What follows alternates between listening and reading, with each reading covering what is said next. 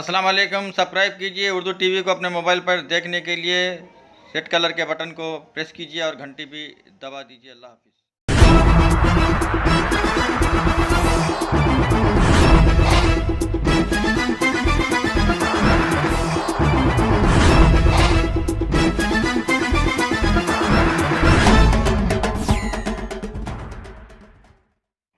अस्सलाम वालेकुम रहमतुल्लाहि व बरकातुहू। नाज़रीन, आप देख रहे हैं उर्दू टीवी न्यूज़ चैनल में हूं आपके सामने सीनियर जर्नलिस्ट रफ़ीक नूरी।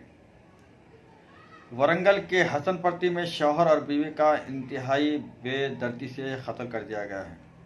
तफसीलात के मुताबिक हसनपट्टी में दामोदर नामी 65 साल शख्स अपनी 50 साल बीवी पद्मा के साथ हाईवे रोड पर मुकीम थे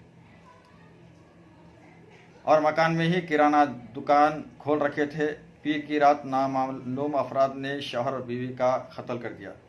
पड़ोस में वाक़ एक होटल के मालिक ने मंगल की सुबह देर गए तक दुकान न खोलने पर दामोदर के मकान पहुंचकर हालात मालूम करने की कोशिश की।